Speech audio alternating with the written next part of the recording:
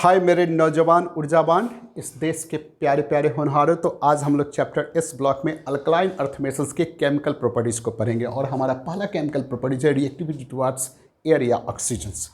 तो रिएक्टिविटी आप जानते हैं कि अल्कलाइन अर्थ मेटल है, तो मेटल्स रिएक्ट करता है। कैसे रिएक्ट करता है? जनरली इलेक्ट्रॉन लूज करके रिएक्ट करता है, यानी इलेक्ट्रोपॉजिटिव नेचर होता है। तो अल्कलाइन अर्थ मेटल्स का इलेक्ट्रोपॉजिटिव नेचर यानी इलेक्ट्रॉन लूज करने का नेचर्स अल्कली मेटल से यानी जस्ट 1A ग्रुप एलिमेंट से थोड़ा सा कम होता है, फिर भी ये मोर रिएक्टिव एलिमेंट्स होता है then other metals of other block.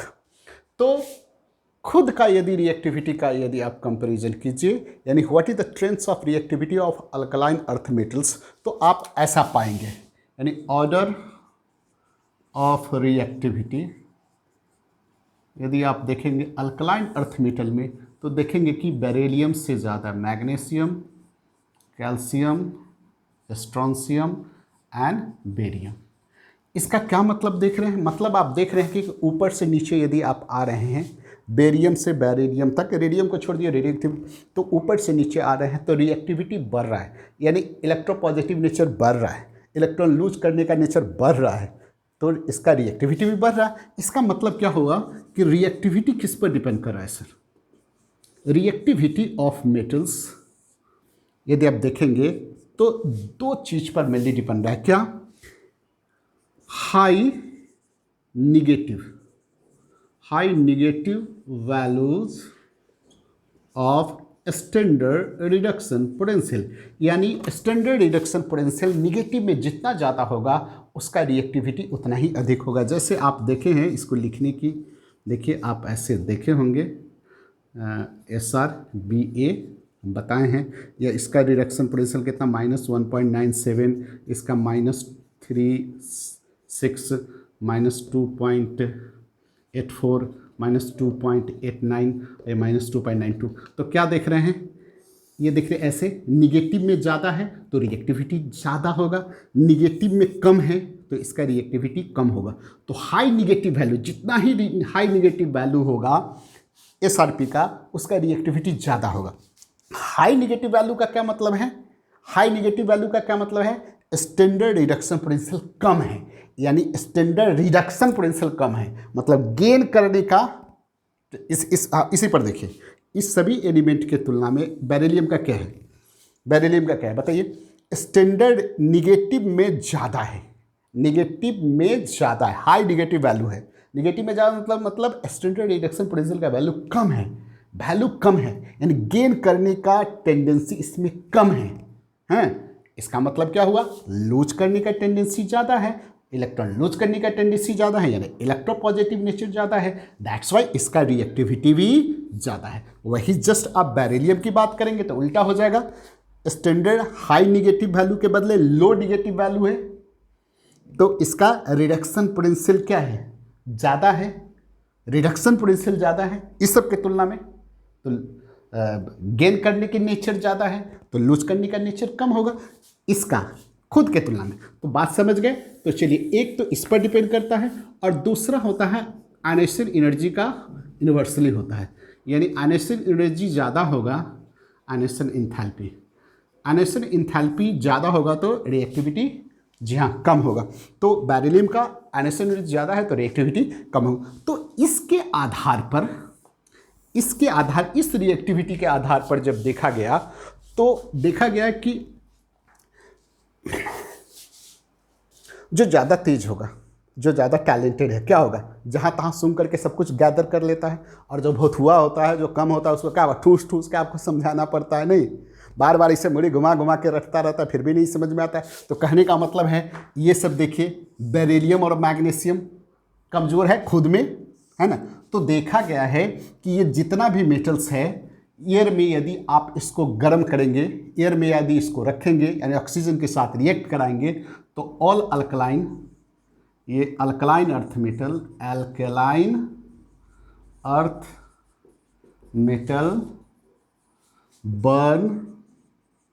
Burn in air यानी oxygen to form ionic nitride and basic oxide देता है। मतलब ये 3m+N2, ये M3N2, यानी ये आयनिक नाइट्राइड देगा, एंड M+O2, 2m+, तो ये 2MO, ये बेसिक ऑक्साइड देता है। तो ये तो हुआ कि नाइट्राइड और ऑक्साइड बनाता है। क्या सब एक जैसा बनाता है? निश्चित रूप से एक जैसा नहीं। ये दोनों जो है कौन? भूतहुआ समझता है ना सर, कमजोर जो दिमाग से तनका उसको पुश करना पड़ता है। ये क्या है? कहता है Be एंड Mg आर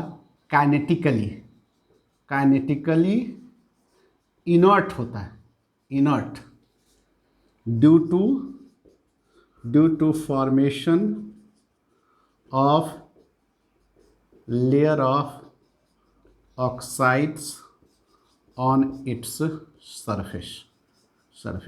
कहता है कि जब बेरिलियम और मैग्नीशियम को जब हवा में रखिएगा तो तुरंत इसके ऊपर एक ऑक्साइड का लेयर बना लेगा, और वो लेयर क्या करेगा? उसको बंद कर देगा मतलब उसको फर्दर रिएक्शन से स्टॉप कर देता है। ठीक है, तो बेरिलियम का तो ये हो गया। इसका क्या मतलब? बेरिलियम रिएक्ट नहीं करता, ऐसा नहीं।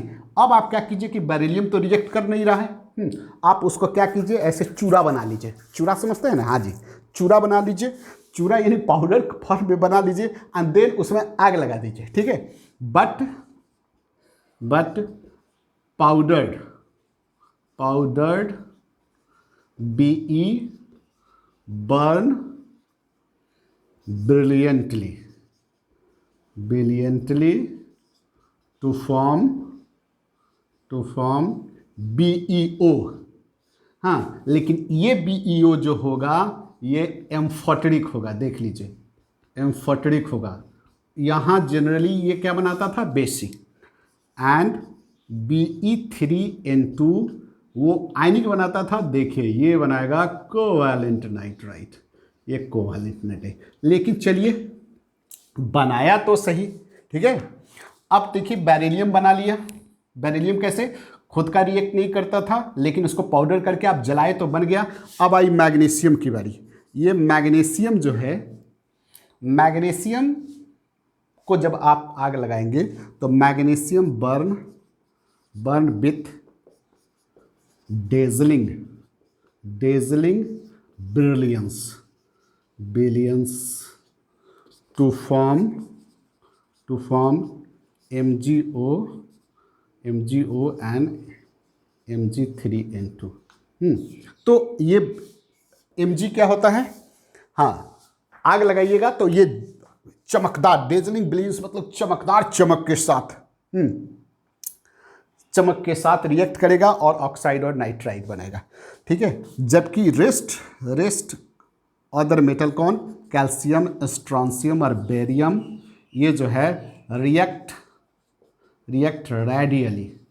Radially in air to form क्या चीज? Oxide and nitride. ये कहने का मतलब है, ये कमजोर सब देख रहे हैं। बेरिलियम तो रिएक्ट ही नहीं करता था। मैग्नीशियम, बेरिलियम क्या होता है? इसका तो 873 केल्विन से ऊपर आपको आग लगाने से भी, अब पाउडर फॉर्म में जो आप लगाए हैं वो भी 870 केल्विन से ऊपर टेम्परेचर पर आग लगाने से वो रिएक्ट करेगा, पाउडर फॉर्म वाला जो। ठीक है, और तो रिएक्ट भी नहीं करता था। मैग्नीशियम थोड़ा सा उससे ज़्यादा रिएक्टिव था। क्यों ज़्यादा रिएक्टिव था आप जान ही रहे हैं, क्योंकि इसका SRP हाई निगेटिव, मतलब SRP निगेटिव में ज़्यादा है बेरिलियम से, तो रिएक्टिव ज़्यादा है या आयनिक एनर्जी कम है जो भी। तो मैग्नीशियम को जब आप आग लगाए हैं, जलाए हैं, तो वो चमकदार चमक यानी डार्जलिंग बिलियंस के साथ वो अपना प्रोडक्ट बनाया है, जो बनाता है क्या बनाता है? Oxide and nitride. जबकि ये तीनों जो है, ये तीनों मोर रिएक्टिव है, तो इसको आपको एयर में यानी ऑक्सीजन के साथ रिएक्ट कराने में बहुत ज़्यादा मेहनत करना नहीं पड़ा। बहुत लो टेम्परेचर पर यदि आप उसको हिट करेंगे तो वो इजीली ऑक्साइड और नाइट्राइड बना लेगा। ठीक है सर, तो ये आप समझ गए।